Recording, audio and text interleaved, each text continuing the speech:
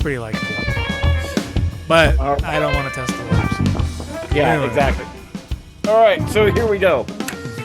All right, everybody, welcome. I've actually done some research, and this is number 25, episode 25 of Wood, Air, and Metal. I'm not guessing anymore. I looked it up. The podcast has numbers to them, and the last one was 24, so that makes this 25 if we're counting in Arabic numerals. So you didn't see the one I put out today? Oh, yeah, you're just screwing up the order again. Yeah, this is Wood, Air, and Metal without the classical guy, so it's better. This is only a brief episode 25. Yeah, we actually wanted to film my firing, and that was it. That's it, you're gone. Wait, what? Yeah. So we're back again. We're back with clickbait and everything else, and debates, and I was going to try some other bait. We'll probably have the thumbnail. The thumbnail. Those are fun to make. Yep.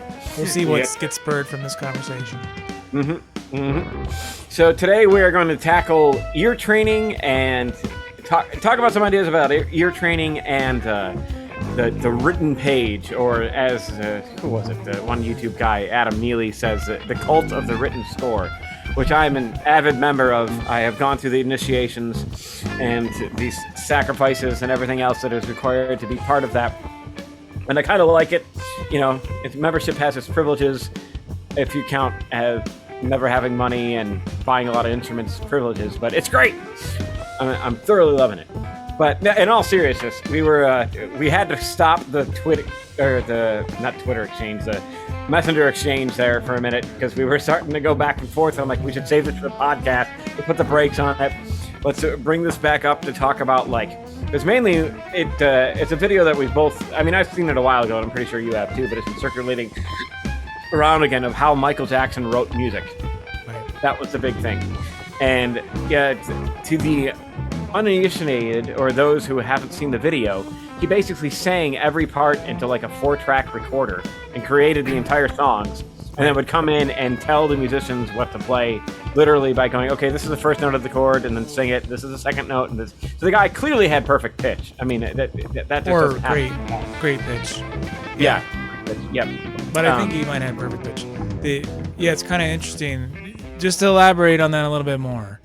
When you hear Billie Jean, you can actually find a version of this where he sings all the harmonies, not just the harmonies on the vocals, but the harmonies from the synths and the keyboards and the moog and the bass part and the drum fills and the whole thing. And that's the way Michael Jackson heard music.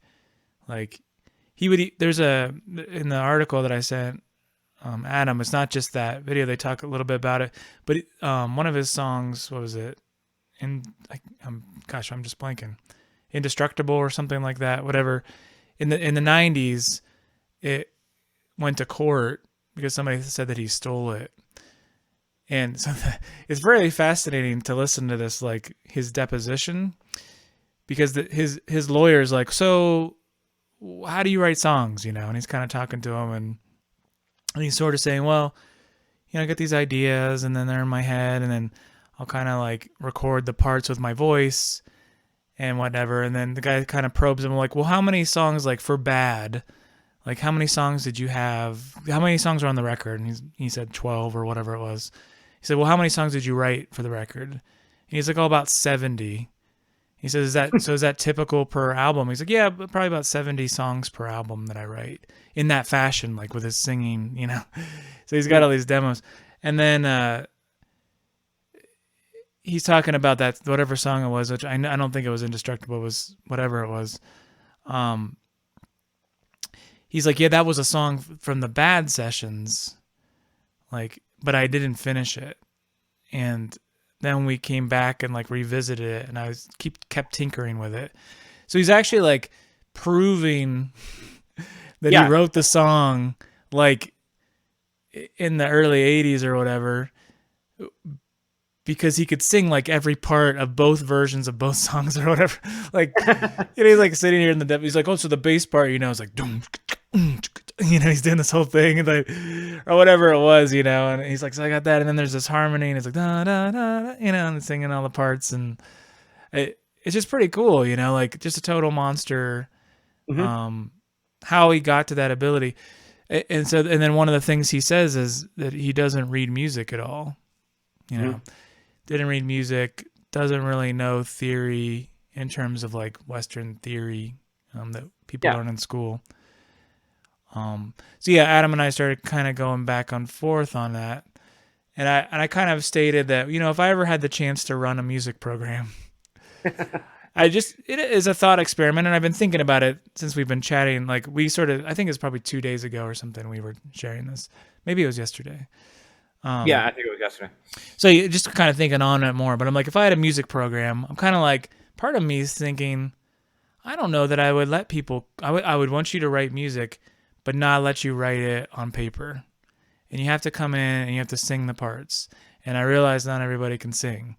And I think that's only like a little part of it. So you have to work on that. But it's kind of like what you want to be able to do is you should be able to sing all those parts, if you really wanted to do it. And less of a paper exercise.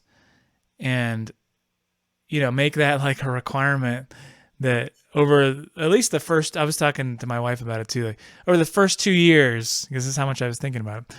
Over the first 2 years, that's all you get to do. Like no paper, just all oral, learning to hear all these things. And the next 2 years, we'll start introducing paper so you can take what you've learned and how you hear things and actually apply it to paper so that you can communicate the ideas easier, which is really the main use of paper in music in a lot of ways. Is just easier communication for some things that are hard to communicate otherwise.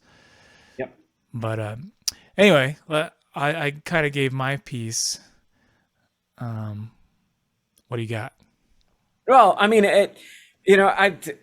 what's the way to put it? I was firmly in the cult of the written score for a long time, just thinking about it. And I wasn't poo-pooing the idea of recording or laying stuff out and creating things by ear. I mean, my first album was nothing. I didn't know anything as formal as I did after I went to school for the first album. And that was all written, quote unquote, by ear, everything done with the guitar rather than my voice. So I can understand that aspect of it. And I thought that getting an education would help me be a better musician. And I was right, but what's the way to put it? I think that whenever somebody brings that type of thing, like your point about Michael Jackson and everything else, it makes me wonder if they had a grip on everything in terms of the theoretical aspects. And I'm not saying that he didn't have a grip in the sense like he didn't know what was going on. He clearly knew what was going on, but putting it into a way that is, I hate to use the words formalized notational system. Yeah, but I'm just going to use those words anyways. Without the recorder or whatever, and being able to look at the page is always something where it's like, that's where I kind of, if I'm in a writing mode, that really makes me able to push things in new directions compared to just doing it by ear. Mainly because it's like, oh, well, I know what this is, and that can go this way. Well, how does that sound? Oh, okay, how does that sound if I do this way? Or I'll just write it out. So you're doing it after the fact, though, right? You're saying, I don't know what it sounds like. I'm going to change it on the page. Then I'm going to listen to what it sounds like. Yeah. See, sometimes it's I'll look at it. I realize that too. By the way, I'm just picking on the. No, that's fine. Yeah, that's fine. Because I was going to go on both things with that. It's like if I'm sitting with my guitar in this current mess of an office because I'm been in a creative streak, so things get messy and I get negligent of everything else. As I'm in that, it's like literally I'll write it out and then I'll play it and then I'll be like, well, what if I take it here? And then I'll play it a little bit that way. It's like, all right, well, what if I invert it? What if I do a retrograde? What if I do this? What if I go into a halftime here? And play it as I'm thinking it through. If I'm sitting in my bed with my compositional notebook and a pencil, I'll just write it out and see what it sounds like. I can generally sing the pitches and get some type of a rhythmic idea, but I'm kind of letting my analytical head take over for that. And this kind of led into, I was like, oh yeah, when I was getting my master's degree, one of the classes that I took, Yeah, exactly. No, I'm like, that sounded pompous, didn't it? Yeah. Back when I was getting yeah, it was my pipe, so my tweed jacket. But no, like one of the classes that I took was on pedagogy for theory classes, and it was me, another student, and Dr. Wilding, who was also my compositional guy, and has a great ear. oh yeah, he's phenomenal. Like I love his stuff. And so we spent like the entire semester debating how do you construct a program that allows kind of like a level playing field, because everybody's got different strengths. You have somebody whose ear and vocal capabilities are much better than the next person sitting next to them, who might be brilliant on theoretical pages, but you know their sense of pitch and singing just isn't there. You know, they can kind of get it, but it's tough for them to take what they're getting from their ears and put it onto a page. And I was kind of in that camp when I was going through the classes. Like I was fine with sight singing; that was not a problem. I could hit the pitches, but in terms of getting the oral information and transcribing it, that's where I was kind of. This also might factor in that having the class at 7:30 in the morning or whatever ungodly hour it was, and being a performing musician at the same time. It's like out at a bar, 7:30 a.m. class is going to suffer. You know, I wonder if this is. How many of you who've gone to music school had your sight singing class first thing in the morning? Oh yeah. But well, I mean, even at where I teach now, it's like a 8 o'clock in the morning class. Which your voice is like, like this is the highest pitch you can sing, you know, or whatever. See this coffee? This coffee, it needs to be gone before I can even think straight, let alone start to sing and transcribe stuff. And one of the girls in the class, she had perfect pitch, you know, so not a problem. Next, you know, even with the rhythmical stuff. And I was like, I'm green with a jealous rage, but whatever. That's just what you have.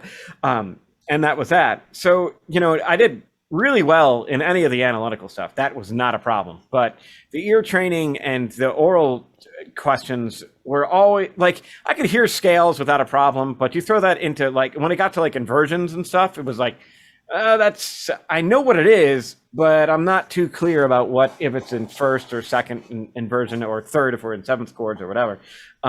That's where it got kind of shaky. So that's where I kind of suffered grade wise. And so the questions, I didn't really suffer. I still got A's, but it was like, you know, it was always like this. It wasn't, they were both here.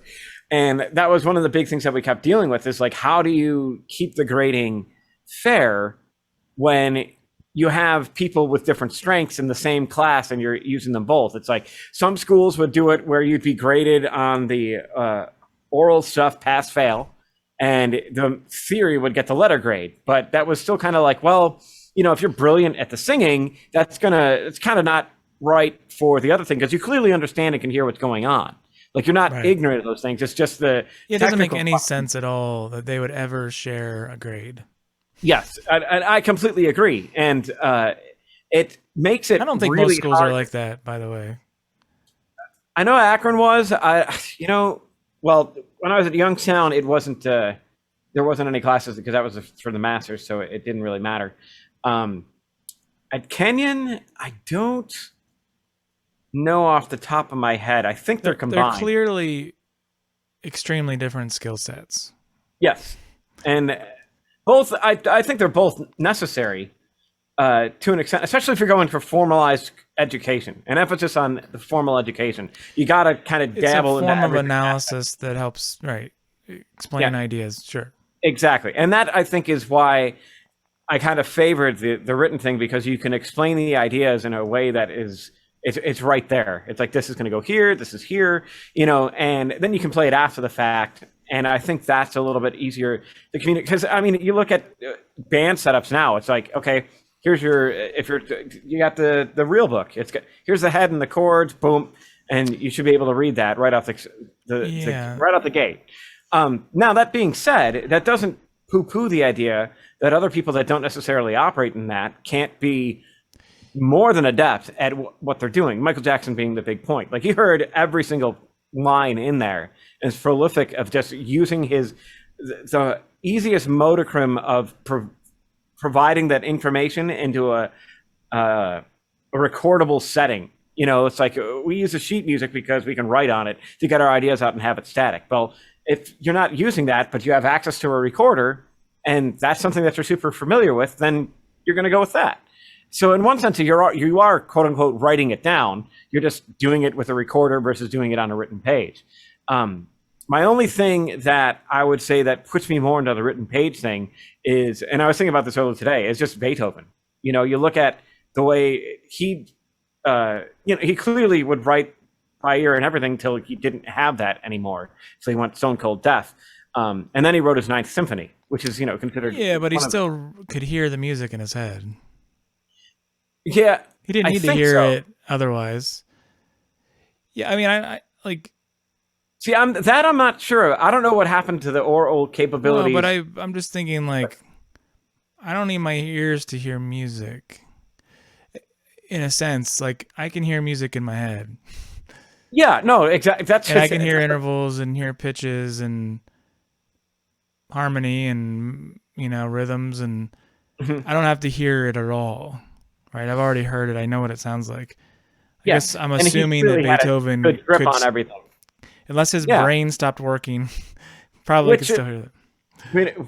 We just don't know. It's not like we can do a brain scan of the guy or anything like that today. But my point being is that, though, he had all that, and when you took away the oral skills in terms of feedback, he could still put it all together onto the page. In fact, there's what we would consider newspaper articles written about him as his hearing started going, and they were always complaining about him being really bass heavy in his piano playing, because that's what he could hear. So he would kind of drive it, which makes sense. It's sad, but it's also fascinating at the same time. When they premiered the Ninth Symphony, the conductor didn't take a repeat, and he was up there conducting as well. But he was just following the score, and that, where I'm going with this. But the story is, the conductor got done, and the audience is erupting and clapping, and Beethoven's just looking at the score and conducting.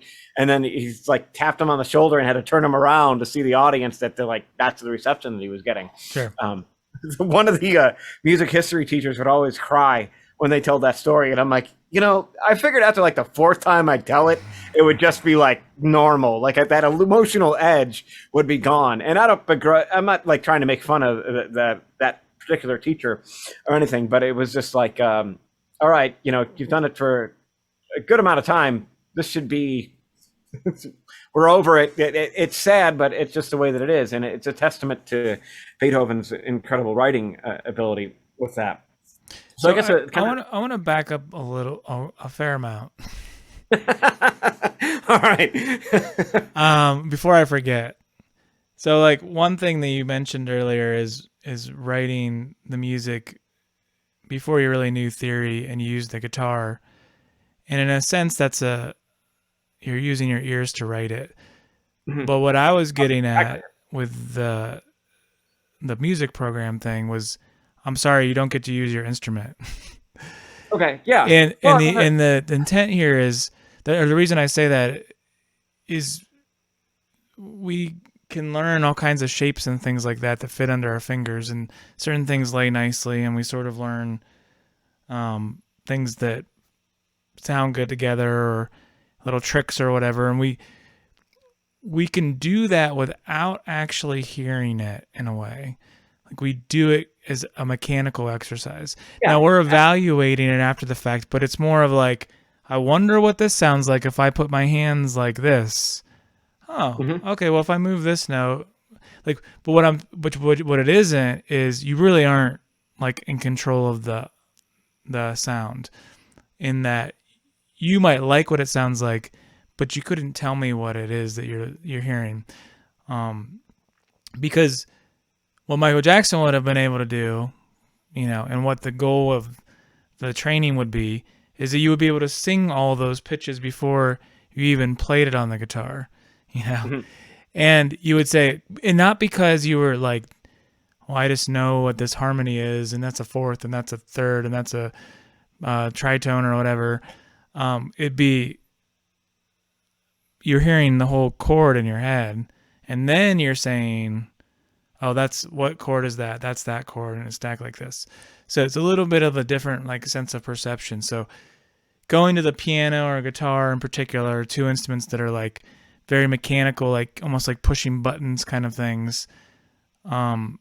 you don't really have to have a good ear to play them, frankly, at all. Yeah, no, you're right. I mean, the guitar should definitely be in tune. But even then, like there's then, great guitar playing, with if you have an open mind where people purposely detune it, you know. Mm-hmm. But I hear where you're going. But it's a button pushing instrument, right? I would say that I would argue the point that the human voice is an instrument as well. So you're never going to get away with using some type of instrument. I mean, that's just how it's going to be expressed. Certainly it is, but it's a little bit harder to control your voice when you don't know what pitch you're trying to sing. So notice I said guitar and piano. I'm not so sure this would be true of violin or instruments where pitch matters, where you have to hear the pitch before, like a trumpet or a French horn or something, where you can't just get away with pushing buttons and hoping for the best for the most part. You kind of have to be like, oh, well, I pushed this, but I didn't put my lips in the right way, and I'm not hearing the right pitch, or I'm not pushing the right place. I'm always flat or sharp or whatever. Like on a violin, you need to know kind of what you're trying to hear before you play it. You can't just go by memory of a location. You can sort of, but you really got to know what you're trying to go for, especially if you're moving around very much. It's those little, like, especially like you watch great violinists, they basically get to the right spot, but they'll make these like quick micro adjustments that could be like a minor third, or something. Like it could be a pretty far, but to us it looks like it happens just like that. But they had to know what pitch they're going for and adjust to it to get there. And I think the voice is kind of like that, even more so. Like, yeah, but even if you're going to throw a violin in there with that, I mean, it's the same thing with the guitar. Like, you could have the pitch in your head and go, no, that's not it, and then adjust it that way. No doubt. I'm not trying to be too contrary. No. And that's why, I mean, even any instrument at all has its little quirks and like things, including the voice, but probably the voice more than anything is the most fair representation of whether you can actually hear a pitch or not. And yeah, I'll give you that. Well, nope. I'm taking that back. Okay, well, mainly because of the non-fretted instruments, like with the violin, that point that you were just making. Yeah. With sliding up, it's like you have to have that pitch in your head to know that you have to move it. So you just physically missed it. Fine. It maybe so there might be comparable ones. Sure, I'm okay with that. Especially like let's pick a single string instrument, like a sitar or something, really like. But even then, you have sympathetic strings that help you know where the pitch is. But let's ignore everything that. has a guide to an extent, and there's particular frequencies that we're aiming at, even if we're using the human voice, and that's just the modicum that it is. Music has to be or is predominantly frequencies that are coming out and source and getting projected. We're just trying to find a certain range of it, whether it happens to be fretted on a guitar, unfretted on a violin, it's through a saxophone. We're all kind of aiming into the same particular area to get those pitches. So the ear is being used regardless of the instrument. The difference, and I think this is what you're kind of arguing, at least that's what I'm picking up where the tension is in terms of things, is that you're trying to get it disconnected so that from any external stimuli, so that it is internalized to be able to hit the pitches as you're doing it, like you're in tune, quote unquote. Yeah, you're not. Let's say this: you're hearing the pitch in your head first, before you ever make a sound, before you ever touch an instrument. It's there. That would be the goal, and not only to just sing it, but to also hear it. So like it should be like an instant thing. You hear a chord and you know what kind of chord it is. It should be instant that not like you could go, oh yeah, I guess that's a minor second and that's going to a perfect fourth and that's a major seventh chord and second inversion. Like maybe you could do that after the fact, but that's not the stimulus. The stimulus, like that's not what you just know. Like that's where you want to get. It's just like when you use words when we're talking right now. When you're not thinking verb, noun, whatever, you're not thinking any of that stuff. You're not thinking, oh, I need to complete this sentence and put a period at the end and the sentence doesn't make any sense unless I finish the statement and make sure there's a subject and all these kind of things in it. You're not thinking that. You just do it because you've done it enough. It's second nature. And when someone talks to you and they use sort of bad grammar or their run-on sentences like I'm doing right now, you notice it, right? You notice it without really thinking about it. Then you think, well, why did that sound kind of weird to me?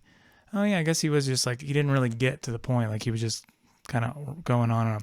You don't have to think about it. And it'd be the same kind of idea. You might be able to go back and analyze it and say, oh, that was this chord and that chord and that chord and that chord. But in your head, you're just saying, oh, I could go grab the guitar and just play ding, ding, ding, ding, ding. And it would be those chords. And now maybe later I might go, oh, well, that was a descending minor second sort of thing with the chords were switching and it was a tritone substitute. You might say all that stuff after the fact, but that's not really, that's not like instant recall. You can't use that. That's a big problem, I think, with the way ear training is done, and we'll get into that another time in school. That there's not enough time to go perfect fourth, major third, minor third, blah blah blah. By the time you've done that, the phrase is over. It's been 5 minutes. Everyone's drinking at the bar. Like you've lost it. Yeah, you need to be able to hear something and just play it back. You're not thinking minor third, major scale. That's this, that. Like you're already gone. It's already over. You've missed the boat. It needs to be just like that. It's a little bit magic in a sense. But that's just where you get when you do it for a while. So if you're always learning off of records and stuff like that, and you're always listening and trying to use your ears and play it on your instrument, you start to get this sort of like, I don't want to say sixth sense, but it's sort of like a sixth sense where you mostly can just play it back. And you don't really think about any of those things. And that's where you want to be. And so we were kind of mentioning this. I'm trying to remember this before I forget too, is you had kind of made the argument in the, today a little bit too, but in our little exchange, that the paper side of it helps, open doors and avenues that aren't as easily seen, which I agree with in general. Particularly with like theory, you might try something because you're like, oh, I have been in this key for a while. I could try transitioning to another key and see what happens. But I think that's still like after the fact. And the reason I'm going to say this, and it's a little bit cheating, which is if you actually listen to a lot of music and you had a good ear, a good enough ear that you knew what you were hearing when you heard it without thinking about it very much, that you would have all the harmonic and like interesting ideas that you could ever want by listening to, a few composers or a few bands, and you'd never run out of material. Like if you listen to the Bartok string quartets and like the Bach well-tempered clavier and like a Led Zeppelin album and a John Coltrane record, like you would have so much content for how to approach harmony that you don't even, not that you couldn't use paper, but it's not like you would get any more out of the paper than you got out of those things. Yeah, that's the point you made earlier, text thread thing. Yeah, but I was thinking of a counter, but not to, I'll let you finish. But I was just thinking about something. Yeah, and by the way, this is not to say that I can do all these things. Oh yeah, no, Yeah, and my ear has gotten better and better, and for the most part, when I hear something, I can play it back, almost real time, without thinking about it, which is something I've worked on for a long time, and I can generally go back and say, oh, that's that chord or that thing. But what I was trying to do is, in jazz in particular, you hear something, you just want to be able to play it. Like you don't want to think like, what is that?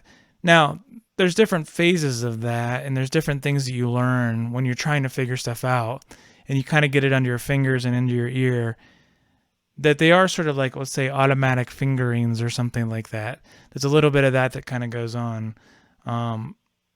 because it's just the nature of playing music, right? Yeah. But it doesn't mean that I don't think I could. So this is a little bit of an indictment on myself. Speaking of indictments, indictment on myself that I really feel like this is a skill set that I should have. And not only that I should have, and I don't think I'm some great singer or anything, by the way,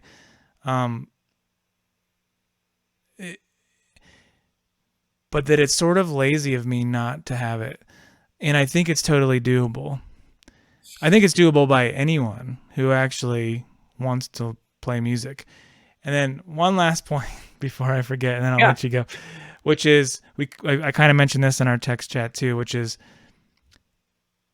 I am a big fan. I'm an engineer by the day, right? Like I'm like a book nerd, whatever. I like the theory kind of stuff. I'm interested in all the problem solving, and I love writing the paper stuff down and thinking about it and analyzing and coming up with all kinds of clever things. But I still believe that, writing about music is like writing about painting or something. Like you can't become a great painter by somebody reading a book about it, or it's like paint by numbers kind of thing.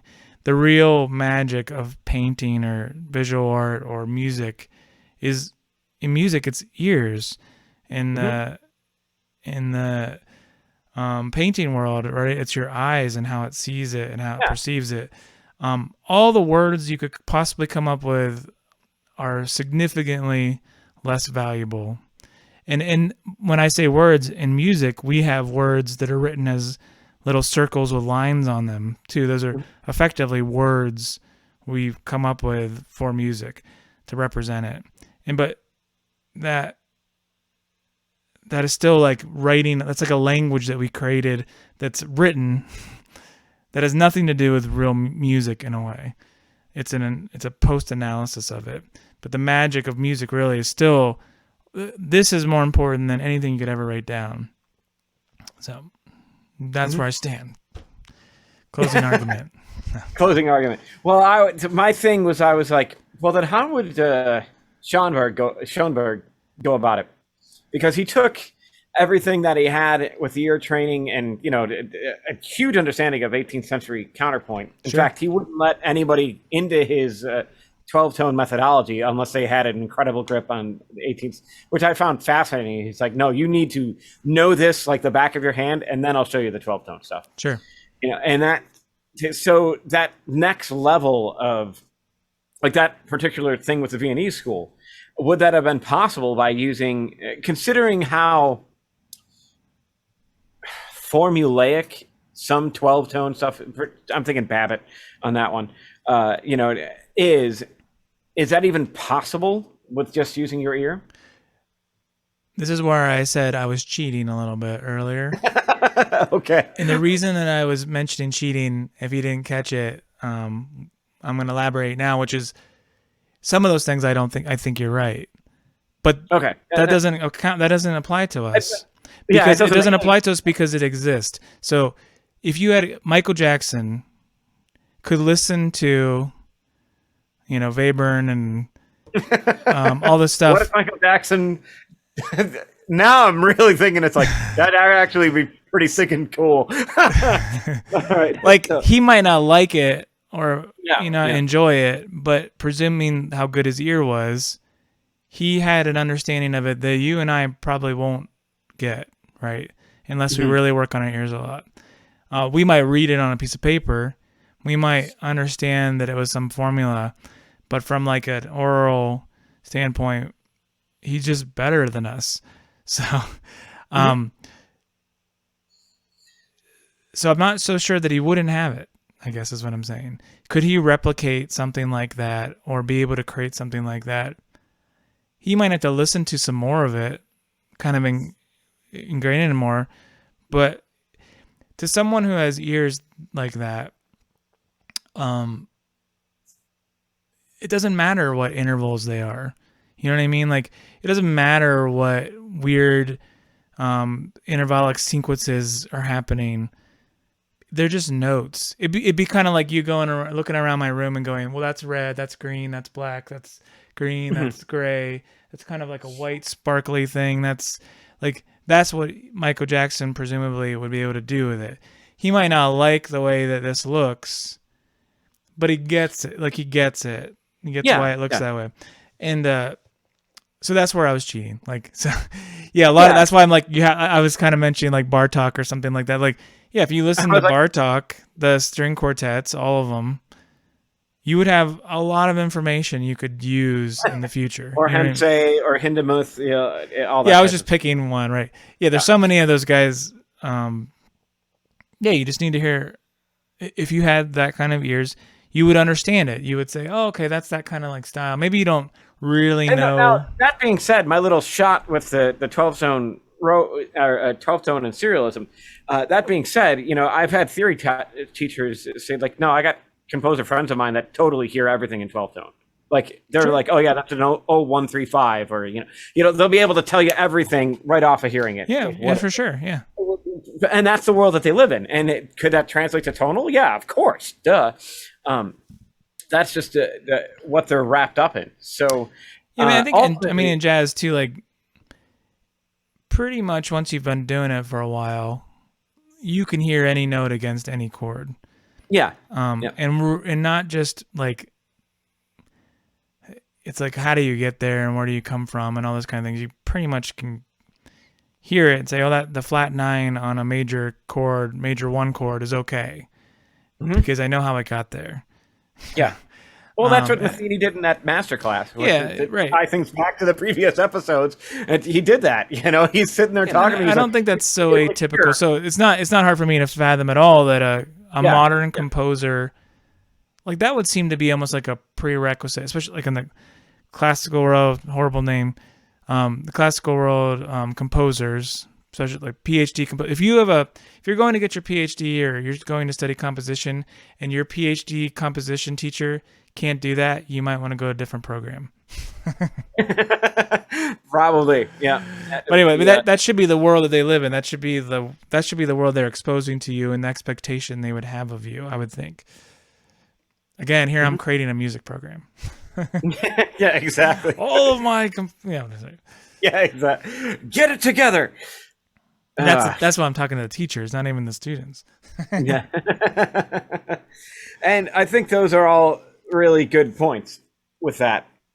And it's but I think in another sense, ultimately what we're looking at is some way to put a symbol on the musical expression that we're doing, whether that is with a keyboard into a DAW, Michael Jackson singing into a 4-track, or Beethoven sitting there with a quill on a thing of staff paper writing it out to do it. We want to get something that is inside, outside, in a recordable format in order to reproduce that particular sequence for somebody else. It's boom. I remember that YouTube. I mean, he's a great guitarist, and he's been on countless pop albums. But Tim Pierce, his channel, he played on Black or White, the Michael Jackson tune. He was talking about all that stuff there, and he's Michael came in and he's he wanted the bridge to be very Dr. Feelgoody. He's because that was the hit song at the time of the writing.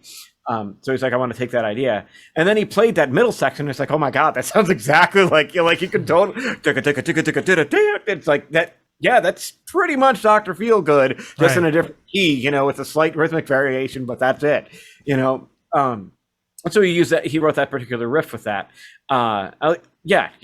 So, which was So he put this spin on it, and in the sense of Michael, this is what he wanted, and this is what I came up with, and lo and behold, that was part of it. And Michael's producer came up with the thing.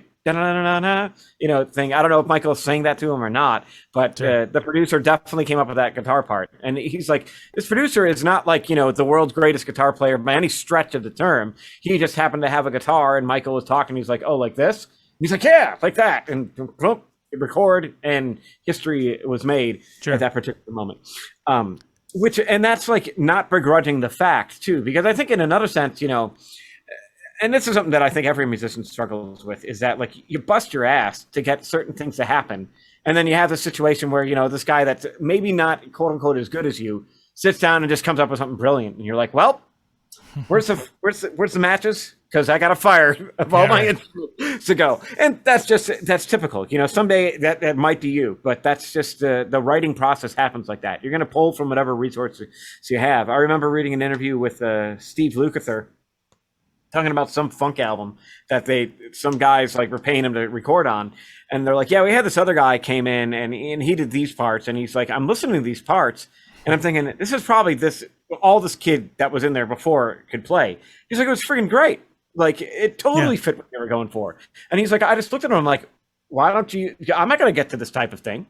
He's like, I could replicate this, but this is like exactly what you want. Like everything. Yeah. And as close as I could get to imitating that, it's not the same as the way this guy is owning it, which is like, I was like blown away, by the level of artistic integrity and humility that he had to say that. It's like, how much money was being thrown at him to do that particular thing, and he's almost in a sense turning it down. He probably played on other tracks, but regardless, it's good to get a good rapport, though, right? He was thinking long term. Yeah, and I mean, ultimately, though, that's you want to fill the niche that you have and be able to, especially if you're going on somebody else's album, you want to be doing to an extent exactly what they want with your flavor on it, because that's why you're there. Of course, not to side tangent from Michael Jackson's thing, but and that's the other thing too. Just to kind of pull it together, it's like if you're going in the studio, you're not always going to get sheet music in front of you.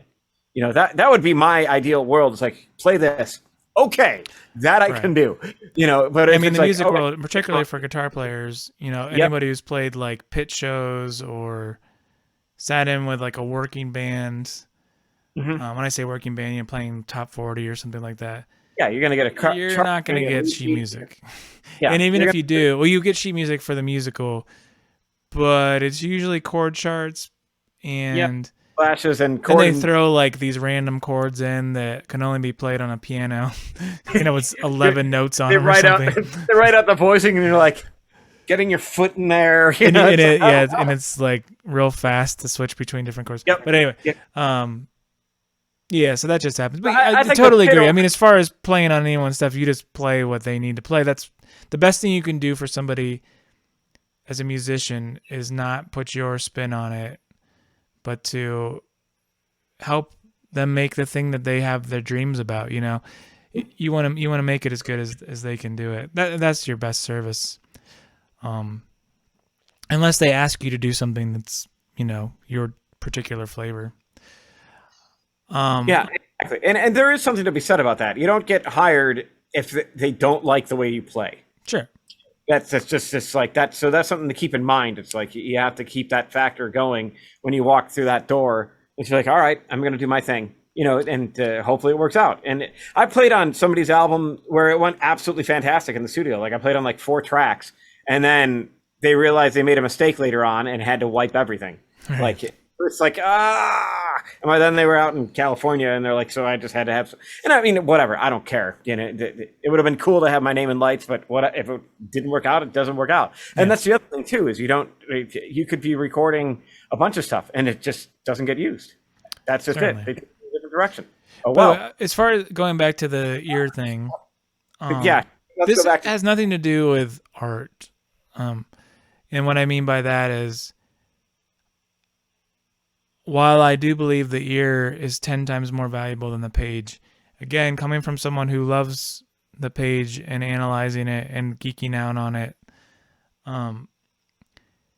just because you have great ears does not mean you'll make great music. And just because somebody who has no ears isn't going to make great music just by using the algorithms that work in music and writing on a piece of paper, could be the greatest piece of music you've ever heard in your life. And they couldn't hear any of it or even sing it back to you or anything, right? Even after they've heard it, they might have no real concept of what it sounds like.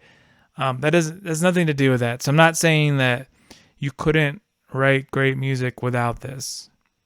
But it's just more of a musician skill.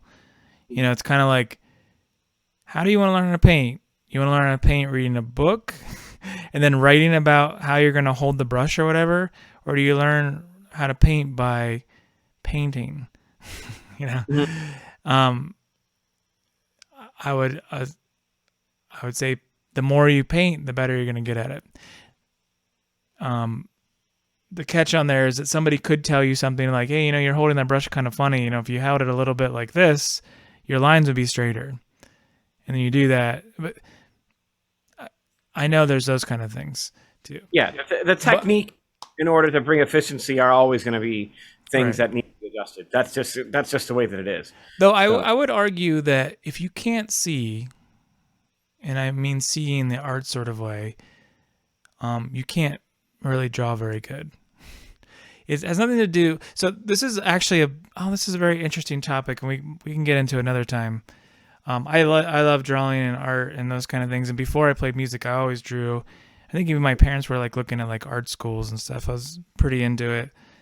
And if you go to my work now, I have like the crazy drawings that I draw for like that are all over the place. And one of the things I had to learn, and it took me the longest time because I'm so dumb, is I always thought, and this is a problem with music too, I always thought to be a good drawer, that means like who can draw the best circle, who can draw the straightest lines, these kind of things, right? These like mechanical skills. And it wasn't until I realized that means nothing.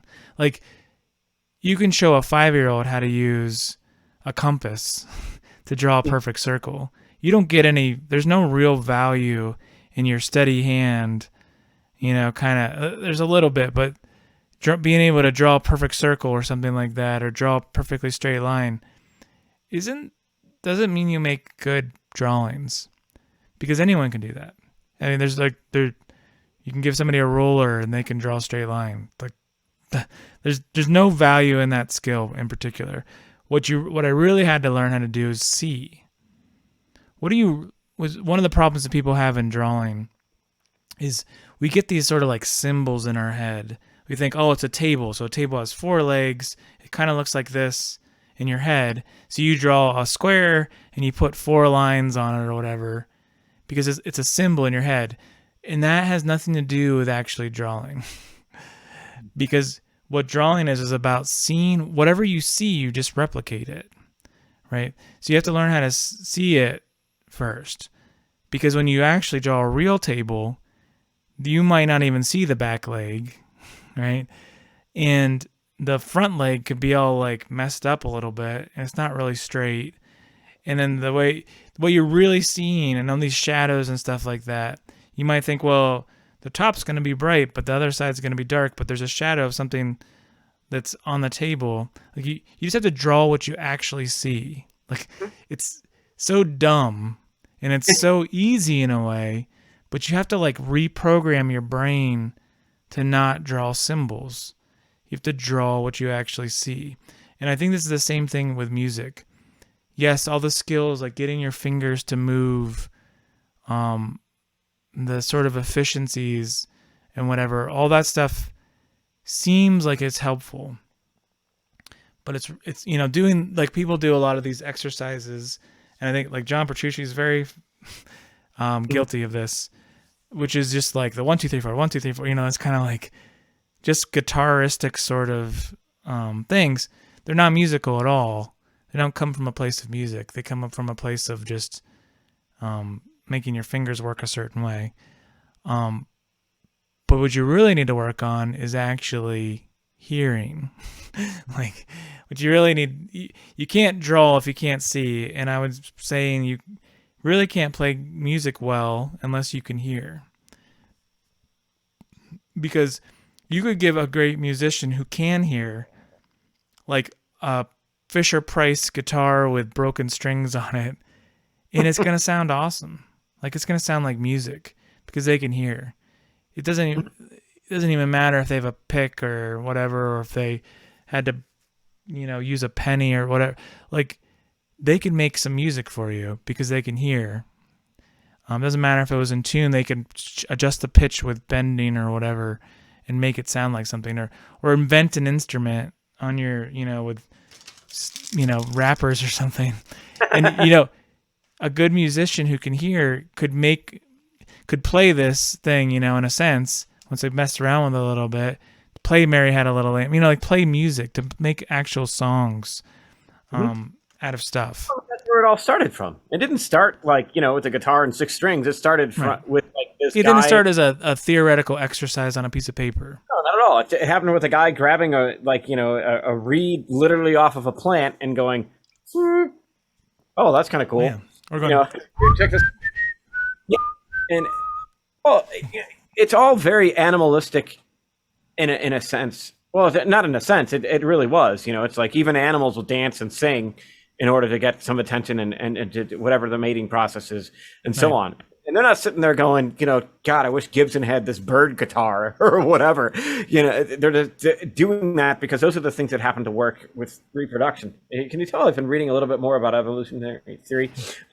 So, anyways, yeah, exactly. As you're waking up, but no, in one sense, though, it's like I have a master's degree and I like to just read about evolution. The pompous thing. That's what Air Metal and full of what is it? Full of myself, yeah. My own parts. So I'm smug. Are you from San Francisco? I am classical. Yeah, and you got to look out for the smug cloud. Little South Park.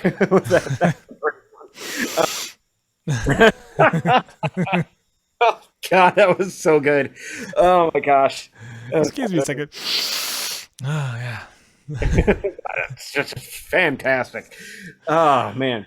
But you know, it is kind of true. That's part of the classical thing. I have to work on the haughty tawdiness and be like, I'm just messing with you. You don't sound haughty tawdy.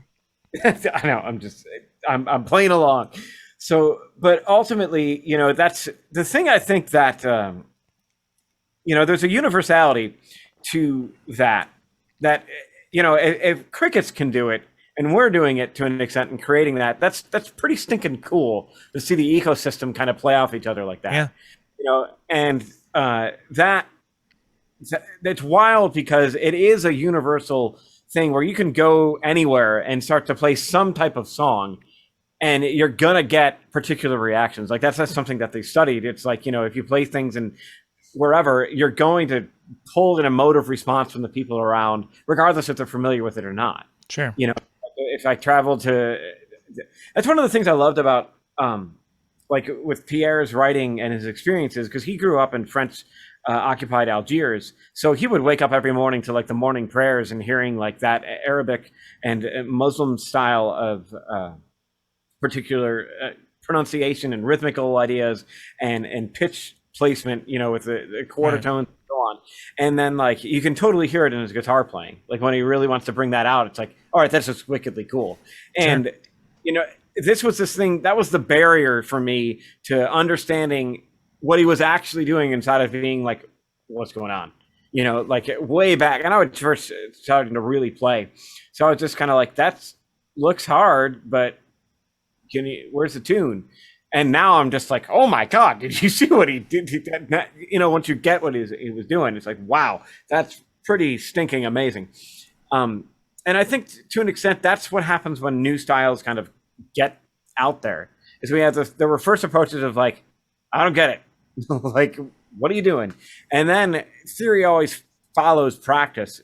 As that becomes more of an ingrained practice, we begin to see how it kind of works together. And then we can recognize it for the genius that it was in that first thing. Because the guys that always do it at first are usually the ones that get killed, you know, in one sense, like either through people being like, oh, that's just garbage. That's just this. That's, you know, it's lowbrow music or whatever, you know. And in all honesty, I was totally that way in my beginning musician years. You know, it wasn't until I got knocked around a bunch. And I think every musician to an extent is like that. Until they get knocked around a bunch and play with other people that put them in their place, they don't begin to appreciate the greater field of what's going on. We all, I don't know, maybe it's just part of adolescence too, right? Our egos are very large.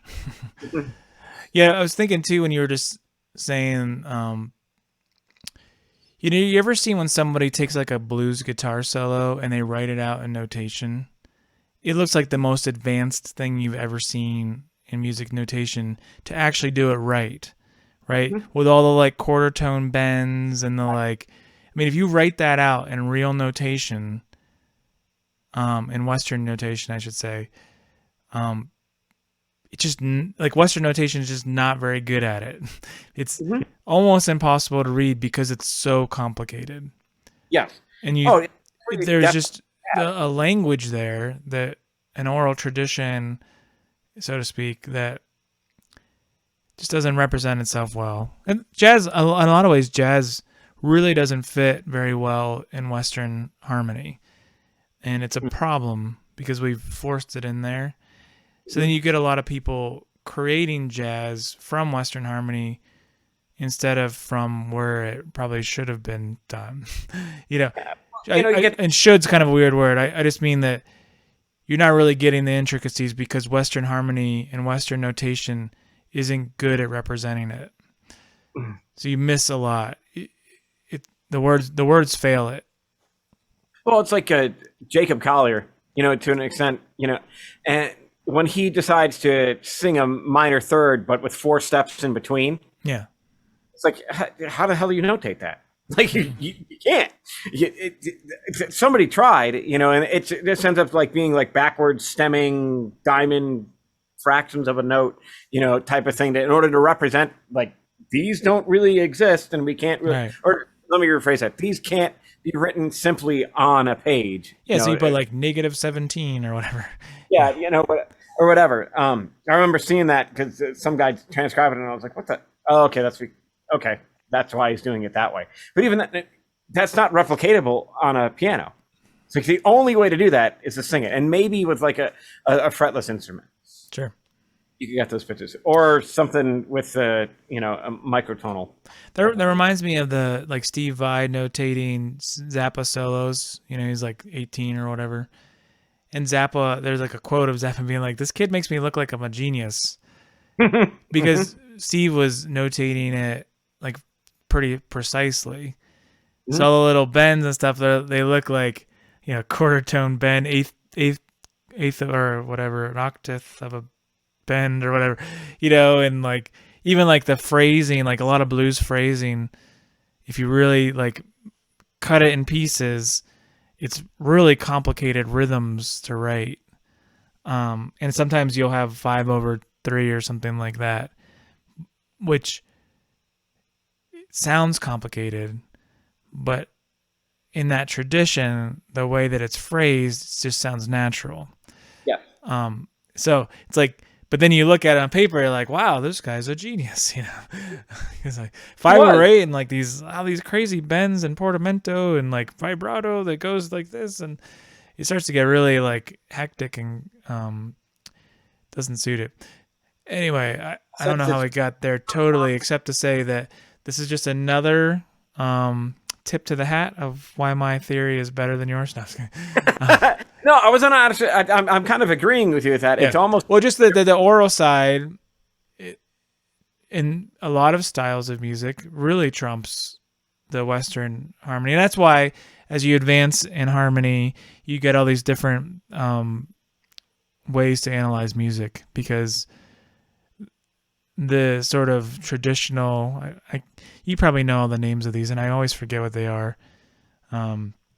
The different methods of analyzing music, though. There's different named people, right? Like, what is it? Riemann, or what am I? Especially like with 12-tone music and stuff like that, you get, or more non-functional harmony.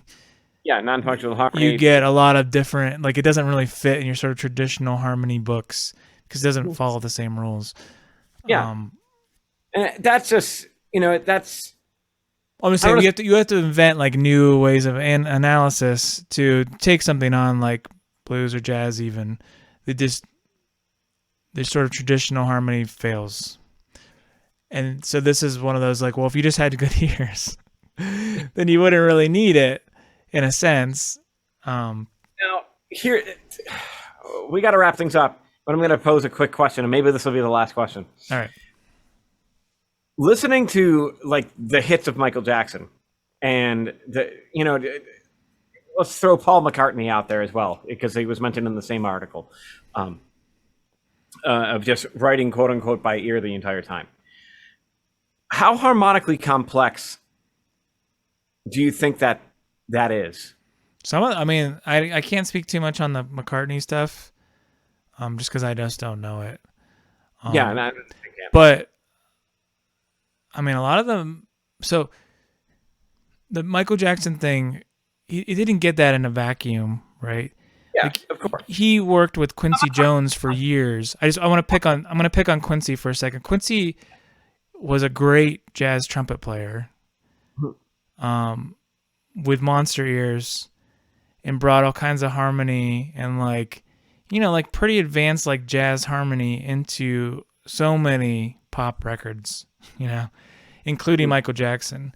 So whether Michael Jackson up to that point, and this was early in his career that Quincy got involved with him, if he knew those kind of sounds at that point, I don't know. But starting when working with Quincy Jones, there's some pretty hip harmony going on that you don't even learn. You'll never learn in 4 years in music school. You won't in a standard classical program, because it just doesn't go that far. Now there's stuff that it's missing, right? It's not getting to like Neapolitan chords and stuff like that, which is a great sound, by the way.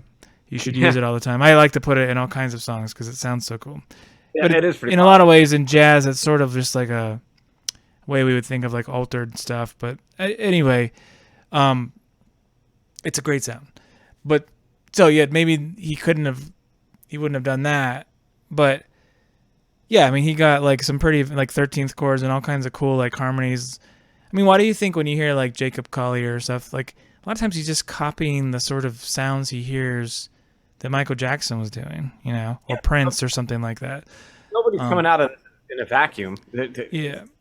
The other thing, like I was thinking about McCartney, and I'm sorry I'm rambling, but this is one of the interesting things about the Beatles. They grew up in a time when like big band was the thing. Like when they were kids, that's like what was hip and cool, and there's a lot of really like interesting harmonies. So when you get to the Beatles music, even though it's simple in a sense, they still have that like ringing in their ears. So there's really interesting chord progressions a lot of times that you don't hear in modern pop music, because they're only like once removed from the big band era. Right? Where now pop music is like multiple generations removed even from the Beatles, so you don't hear that. It's just not in like their history. Like you were talking about Pierre, like part of his history is hearing those chants and stuff in the morning. So it just gets in his music because it's in his blood, so to speak. Just like the Beatles, the big band stuff and all these kind of like whatever show tunes, that's just what they heard when they were growing up. So it's in their blood, and I'm sure it's still in, Paul McCartney's, ear. It's like it's ringing in his ear. So when he hears those things, they don't sound weird. They just sound normal. Where the new pop artists, they're just what they heard, previously they heard only the Beatles, and those people only heard disco or whatever, and those people only heard Madonna, and then they only, whatever, they only heard Britney Spears, and now you have Ariana Grande who listened to Britney Spears. You know what I mean? Yeah, no. So anyway, I think it's not that it couldn't be advanced, and in some ways it is advanced compared to what you hear today.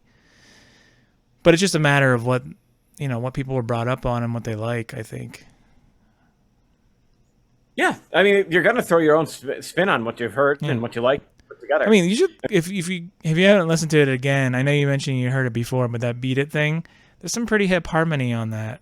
Like, and I was trying to make him seem like pretty sweet at things at all. Like I wasn't posing that question to be like, let's bash Michael Jackson's lack of. No, I get it. That wasn't where I was going with that. I was just trying to see, like, with that, there, even with the background with the singing, it was still being exotic, quote unquote, the things that would be interesting. Yeah. With that, and that can be done. And then there are other things where, like I swear to God, like my musical tests or tastes have got to be attached to a pendulum that just kind of goes in all different directions. Because I've been on a big like simplistic minimalist type of thing, not even glass level minimalist, more like a Oliver Arnold's I'm butchering his thing. I was listening to Steve Reich last night. Yeah, that's what I listened to when I went to bed. Yep, but this was like his is very, very simple in the best sense of the word. Piano with accompaniment. You know, it's nothing crazy, no crazy key changes or anything exotic. But I mean, his writing is just gorgeous, and you know, so it doesn't have to necessarily be complex to be good. With that, so I wasn't hinting. That's what I'm like making it absolutely clear that that's not what I was hinting at. What a jerk! The master's degree speaks again. You're just gonna keep picking on that the entire time. You know, actually, I was with my mom. I was at my mom's, and like my brother, sister, and they were all there. And I think my sister-in-law. We were getting a fire started at their house, and my wife and we started helping them at one point. We finally got it going, and she's like, "Oh, this is how long it takes 4 master's degrees to get a fire started." And my wife and I, neither of us have our master's degrees, and we're like, "Huh? Yeah, I guess."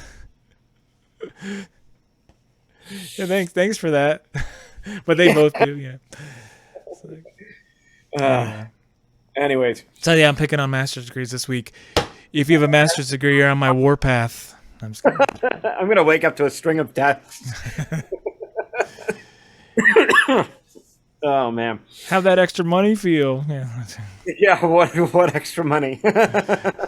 Extra money you spent to get that degree. That's worthless. No, I'm just kidding. Can't even start a fire, can you, Adam?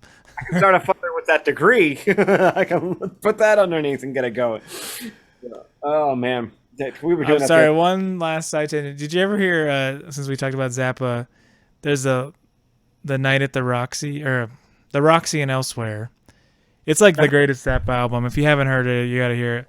There's a whole part where they do like these little skits during the show. You know, this is a live show at the Roxy in LA. And he's like, "Oh, here's your diploma with a sock in it for your high school diploma," you know. And he's like, "She's like, so if I smoke this, I get my high school diploma?" And they're like, "Yeah, man, you can smoke that, you get your high school."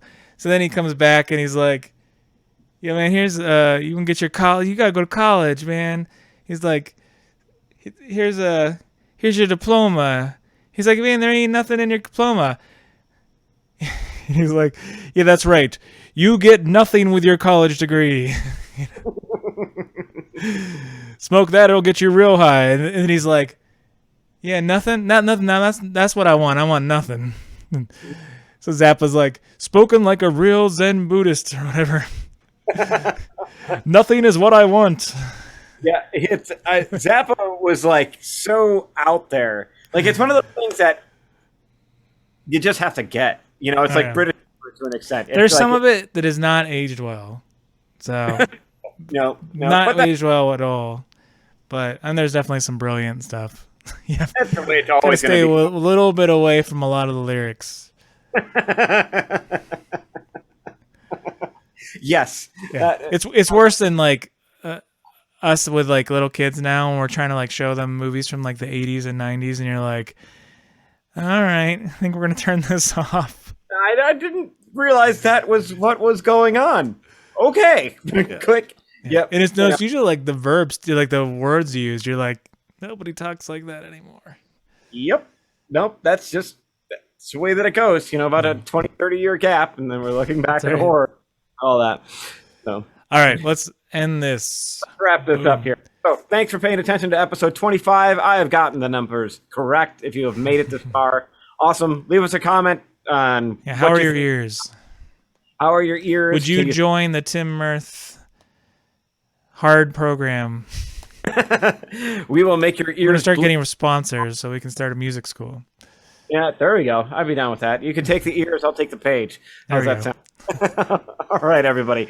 Catch you later. Later.